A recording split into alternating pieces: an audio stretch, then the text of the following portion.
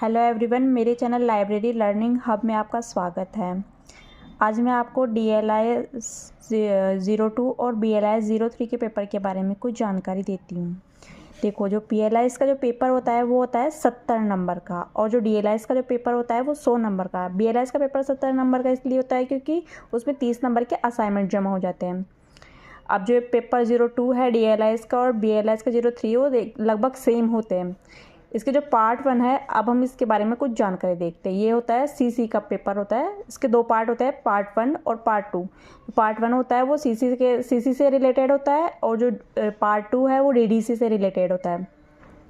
Part 1 की जो पहला क्वेश्चन होता है उसमें जो अप्लाई करना होता है वो हमें मेन क्लास बहुत इंपॉर्टेंट है। वो हर जगह आती है, हर क्वेश्चन में आती है। मेन क्लास प्लस PME पक्ष, और ये 7 क्वेश्चन होते हैं जिनमें से आपको 5 करने होते हैं। दूसरा है जिसमें आपको मेन क्लास के साथ PME ST यानी कि स्पेस और टाइम वाला पक्ष भी लगाना होता है। ये भी 7 क्वेश्चन होते हैं जिनमें से 5 करने होते हैं। तीसरा जो क्वेश्चन होता है, इनमें मेन क्लास के साथ आपको PME ST पक्ष प्लस कॉमन आइसोलेट लगाना होता है, और ये भी 7 क्वेश्चन होते हैं जिनमें से आपको 5 करने होते हैं। अब हम बात करते हैं पार्ट बी के बारे में। पार्ट बी होता है DDC से रिलेटेड। इसमें आपको मेन क्लास के वगैरह ये सब देखना ही होता है। इसके साथ आपको जो क्वेश्चन 4 है, इसके लिए आपको वॉल्यूम 3 देखना होता है। वॉल्यूम 3 में आपको क्या मिलती है, ओनली मेन क्लास। इसमें केवल मेन क्लास ही लिखना होता है।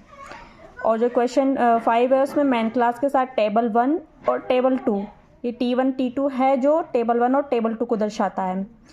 जो क्वेश्चन 3 है उसमें लैंग्वेज टेबल के साथ मेन क्लास प्लस टेबल 3, 4, 5, 6, 7 होती है, उसको देखना होता है।